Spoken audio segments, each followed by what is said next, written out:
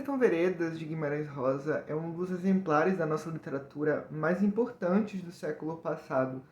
O Guimarães Rosa, ele ficou conhecido por trazer essa abordagem arrojada, não só do ponto de vista do uso que ele fazia da língua portuguesa, mas também da estrutura narrativa que ele adotava nesse livro. Ele quebra com alguns cânones, como, por exemplo, essa questão da divisão por capítulos, o uso de neologismos, a narrativa em primeira pessoa, a maneira como ele aborda a questão do fluxo de consciência a partir da narração do protagonista Riobaldo. O romance do Guimarães Rosa se passa no sertão da Bahia, Minas Gerais e Goiás e conta essa relação entre o Riobaldo e o Diadorim, que faziam parte de um mesmo bando. Eles eram amigos desde a infância e a relação entre eles, o Riobaldo começa a perceber que ela está extrapolando a amizade. O Guimarães Rosa acompanha essa história no meio de alguns conflitos entre grupos rivais e também nessa descoberta que o Riobaldo faz em algum momento do livro, do romance, que o Diadorim, na verdade, é uma mulher. O Grande Sertão Veredas já foi adaptado algumas vezes para mídias audiovisuais. Talvez a versão mais conhecida seja a minissérie de 1985 da Rede Globo, que foi protagonizada pelo Tony Ramos e pela Bruna Lombardi. A gente também tem um longa de 1965 do Geraldo Santos Pereira e do Renato Santos Pereira, pouco conhecida, é verdade.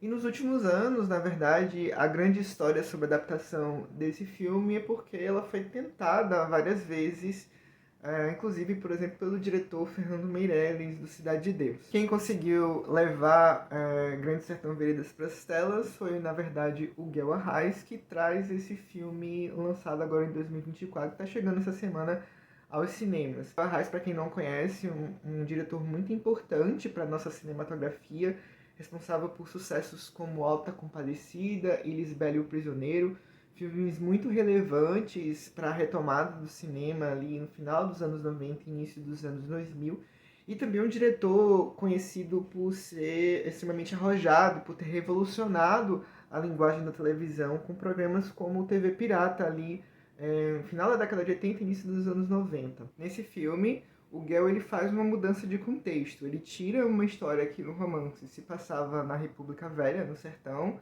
na República Velha, para uma narrativa que agora é ambientada ali num Rio de Janeiro, meio futuro distópico. Eu não sei até que ponto essa adaptação foi muito bem-vinda, porque para além do básico e para além daquilo que já é dito, que já foi dito sobre essa realidade do Rio, eu não sei se o filme traz acrescenta alguma coisa significativamente. O que eu acho que o Guel acrescenta para essa versão do Grande Sertão Veredas é essa teatralidade que é típica dos trabalhos dele. É um texto muito rápido, que são aqueles diálogos ágeis, cheios de rima. Eu não sei até que ponto a montagem desse filme ajuda, inclusive, isso que eu acho que é um ponto positivo da obra, porque às vezes eu sinto que o Grande Sertão ele tem uma necessidade de fazer as coisas acontecerem muito rápida, por vezes não dando nem tempo para os personagens e para a gente, espectador,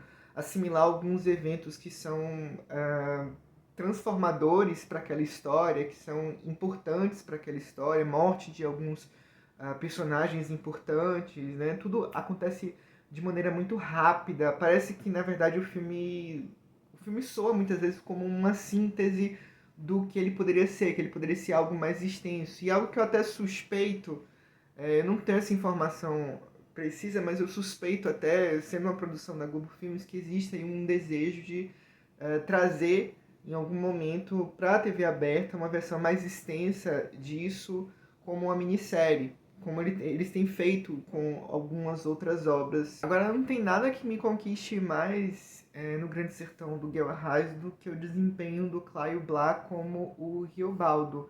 Eu acho que eu não tenho na minha memória um registro de uma interpretação do Caio Blá para alguma obra audiovisual tão impactante quanto o Grande Sertão.